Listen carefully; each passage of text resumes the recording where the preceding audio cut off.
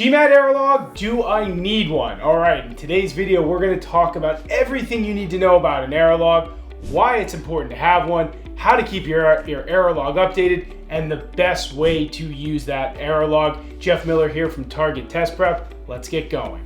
First, let's talk about the importance of your error log. Well, the error log is a really important thing to help you improve your GMAT skills, and here's why. Across GMAT, Quant, Verbal, DI, you're making errors that are similar in fashion regardless of the content, right? Maybe you're rushing, maybe you're getting nervous because of timing, maybe you can't read your own handwriting, maybe you're falling for trap answers. These are all huge macro mistakes that are gonna really crush you on test day if you don't get them fixed up. So what do? You make notes of when you're doing them and why you're doing them so you can fix them in real time. And you put those questions into your error log so you can see which questions you're making the mistake on. And that allows you to review them pretty consistently throughout your prep so you can make sure you're not going to keep making those same exact mistakes on test day. So people who don't make error logs, they don't realize that this is an important part of improving your GMAT skill set across Quant, Verbal, and DI. So this is a really important reason why you need to have a GMAT error log.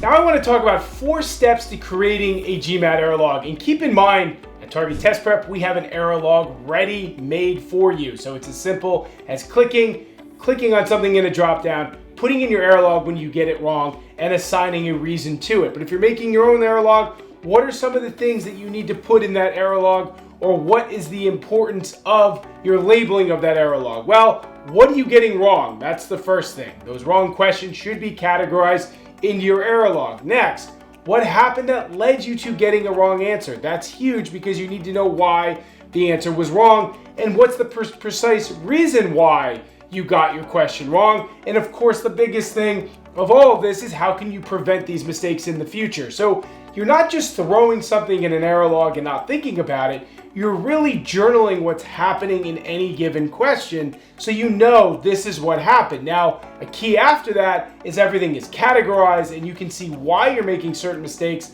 at what clip, what percentage is my biggest issue. Is it because of timing? Is it because of trap answers? And then you start to make macro fixes to your process when solving these questions. All right, now that you've added your questions to your error log, you have the reasons behind what you're doing wrong. Now it's about how do I utilize this error log to ensure that I'm not making the same mistakes in the future?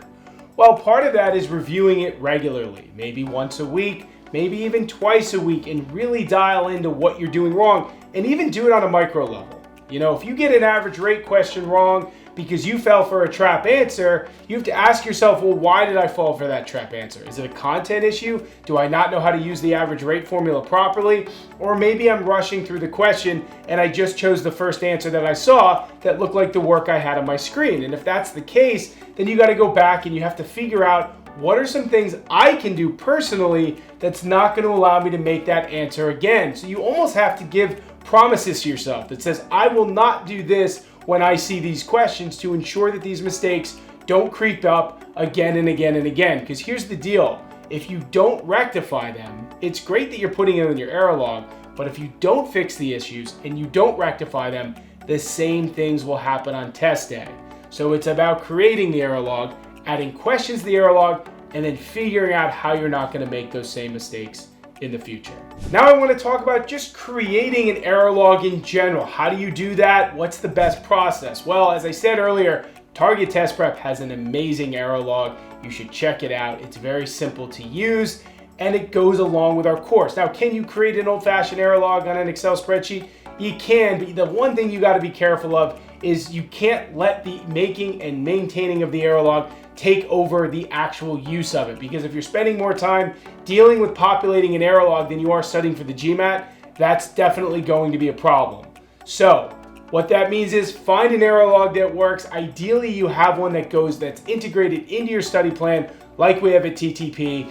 That's the best way to go about it. If you have to do an Excel sheet, just be careful that it's not taking up too much time. Now I want to talk about maintaining your error log. This is huge. People forget that the error log can balloon to huge amounts of questions. And what happens when that happens? Well, you're spending more time going through that error log, as I said, than actually learning new information for the GMAT. Another issue that you must avoid. So what do? Well, Once you're 100% set in a question, and I tell students at TTP this all the time, remove it from your error log. Because if you have thousands of questions in your error log by the time you're done with it, you're just not going to want to look at it. It's not going to be useful. It's not going to be organized. So start to take things out as you understand them. And that way, by the time you get to the end of your prep, your error log will be clean, it'll be straightforward, and it'll be very simple and effective to use.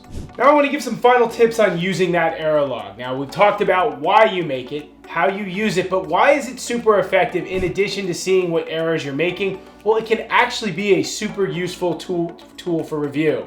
One of the things we talk about, especially in the video on the best way to study for the GMAT, check that one out, is how to study in a topical way. Well, when you're studying in a topical way, you're focusing obviously on one topic at a time. So as you move forward through your study plan, there's a lot of stuff you might forget if you're moving to other topics. But by putting wrong questions that have issues in your error log, you're going to be going back to that error log, reviewing it, and thus doing review of past topics. It's a great way to get review in at least once or twice a week, on top of the fact that you're able to see what errors you're making in real time. So look, the error log is just of huge importance. It can help you figure out what you're doing wrong, allow you to make fixes, and serve as a really useful tool for review. All right, everybody, I had a blast talking about why you need a GMAT error log. It's super important, as I said.